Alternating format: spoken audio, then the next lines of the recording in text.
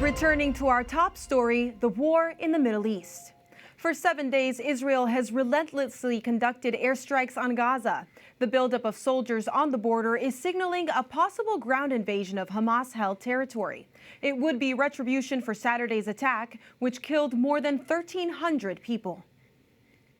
Joining us now is Israeli Army reservist Raz Shmilevich. Raz, you and your family lived in the closest Israeli community to the Gaza Strip. Your son was home alone at the time of the attack. He survived 10 horrible hours in your bomb shelter. First, how is he doing? How is your family?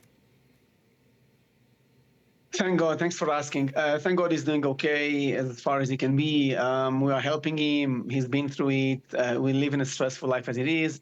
We're working with him. He's with his friends. We give him all the support. And thank God he's over it for the now being. In the longer run, we will see. So tell us what he saw. What happened there? Some of his friends were killed at the beach? Some of his friends went to the beach to fish. That's what they do on Saturday morning. And they literally sent him video footages of Hamas boats and gunshots deploying. They have no idea what they are seeing. The next message he gets is when they are locked in the bathroom of the beach, and then gunshots going through, literally bullets whistling above their heads. And since 7:10 in the morning, that's the last time they heard of him. And this time, my son's already in the bomb shelter. He knows what's going on, and he's spending all those hours texting his friends, calling him, begging them to answer. Well, at that point, they're already murdered brutally by Hamas terrorists.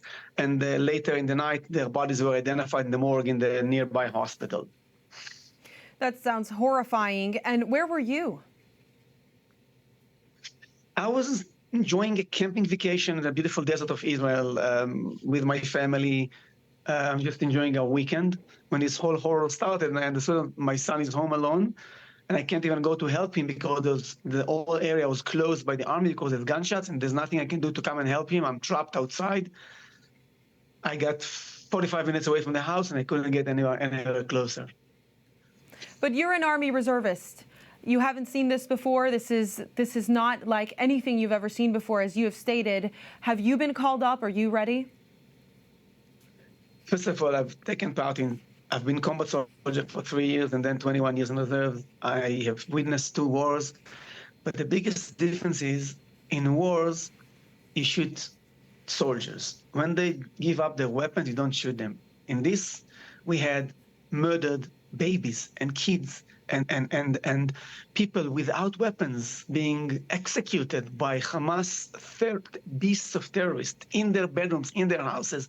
As a soldier, I cannot accept civilians being killed. I cannot accept civilians being butchered. Your house is supposed to be a safe place. 7 in the morning, somebody gets inside your living room.